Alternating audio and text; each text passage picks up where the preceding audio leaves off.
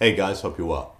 So this is a video I want to explain why I have deleted my videos, or a lot of them. I'm not sure if I'm going to delete them all or some of them. I just wanted to explain. The key reason is because I wasn't really happy with the way in which I presented my criticisms of the religion. Specifically, I don't think they were empathetic enough. When I deconverted from the religion, one of the people who was key to the deconversion process was a guy called Thurman Trees. And one of the things I loved about his videos is in my opinion, he presents criticism of the religion in a very empathetic way. He seems to almost presuppose that if you're watching this and you're religious, you're a decent human being. But he presents his reasons of why he disagrees with why the religion is true, and not only that, he simultaneously presents different ways that are non-religious in which you can still meet the same needs or presuppose your spiritual desires, your desire for growth, a positive contribution to others, or understanding, etc. He seems to present some criticism and an alternative models, which I think is incredibly kind. I know in my videos I just used to present the criticism, and if you're watching this out there, because I think most people who watch my videos are probably non-Muslims who are looking to either solidify their criticisms of the religion or to have try to take things so that they can go away and criticize the religion online or offline, right?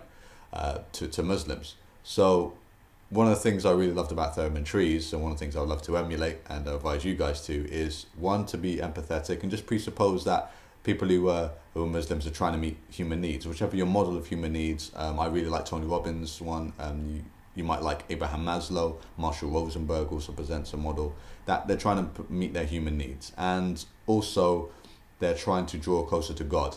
And if you're secular, someone doesn't believe in God, if you just think of God as perhaps just the good in human beings, like the feeling of gratitude, the feeling of the love, the feeling behind gratitude, the feeling behind loving kindness, the feeling behind compassion, the feeling behind empathy, the feeling behind those things, the underlying feeling behind all those things, you could just call it love. And that's what they're trying to draw closer to within them and trying to spread, right? There are people who genuinely believe that Islam is a vehicle for that. And I do think there are traditions within Islam that can develop that in people. So if you just presuppose that, I think that puts you on a, if you're going to criticize a religion or try to relate to Muslims, I think that would be on a better path. And of course, you can disagree, as I do, disagree with their particular path of trying to draw closer to God or to meet their needs. But I think you just come from a better place. I think we'll come from a better place of common humanity. So the reason why I deleted the videos is just because I don't think they were empathetic enough, and I don't think they were presented in a kind way. I know I've been on the internet since I was 13, and I've immediately from the get-go I found it quite an aggressive place when it comes to debate. I think due to the anonymity, that the lack of face-to-face interaction, voice, the general humane interaction, because it's mainly text-based, it leads to a very aggressive debating style. Loads of people trying to be very aggressive towards one another, back and forth, and it can become the desire for dominance can come to the surface. And I'm saying I've done this year in, year out, right? So I think that there was a genuine desire to help people. But there also was a desire. There also was that debate tactic of quite aggressive, and so those two met and resulted in my videos. I'm not saying my videos are the most belligerent. I don't think they were, but there was that energy within them, which I don't really like.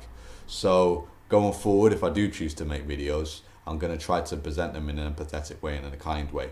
I'm going to try to remind myself before I make every video, and to really try to come from the energy of common humanity, the idea that we're all in this together.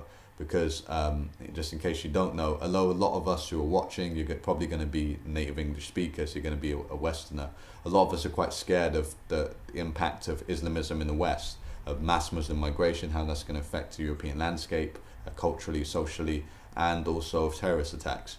But I think it's also important to remind ourselves that the people who suffer the most when it comes to Islamism are Muslims themselves. Muslims are the most likely to live under Islamic theocracies. They're the most likely to be victims of terrorism. Like ISIS have killed more Muslims than non-Muslims, right?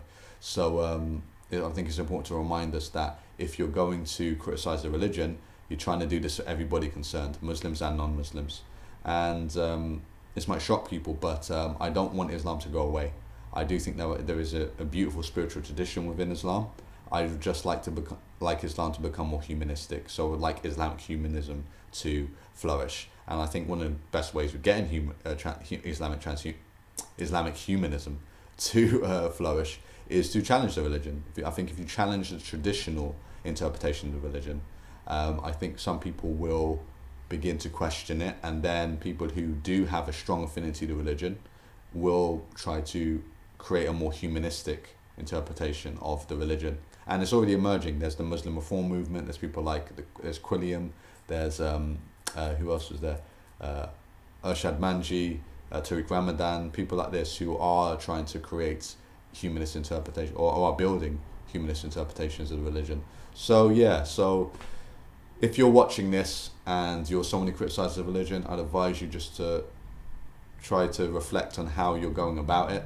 And hopefully you're just criticizing the religion and leaving people in a vacuum, because as an ex-Muslim, I saw people who were deconverted from the religion and basically went into a vacuum philosophically, and it was really hard for them. And I think that was one of the things that triggered their depression and their mental issues, mental health issues post-deconversion. Some people had mental health issues before they deconverted, but some people, it can trigger it afterwards because they're left in a vacuum. You can imagine if that's your path of meeting needs, if that's your path of meeting of flourishing psychologically, and then that's gone away because intellectually you just cannot believe that the model of reality that Islam presents is true. Now you're left in a vacuum. Now you don't even have an understanding of the mechanics of the universe, because Islam presents some kind of model, creationism, etc. Now you have to start reading science books and educating yourself. And not only that, okay, how do I live now? How do I be? Those are big answers to the questions. How do I live? Because you no longer have that guidance of the Quran and the Hadith or Islam in general. You don't have that anymore. So you're sort of going to a free fall, and it can be quite disorientating for a lot of people, because, like I said, you just have no structure whatsoever. A lot of us who you may be second and be like, well, I don't need a structure. You had some kind of structure as a kid. You've had parents who gave you some kind of structure. Not necessarily you're following exactly how your parents lived, but they gave you some kind of framework from which to develop some kind of understanding or model of how you go about living your life. They gave you at least some kind of foundation for which to go out with. And if your foundation is completely different from what you were raised as, try to imagine, if you can, how challenging that would be.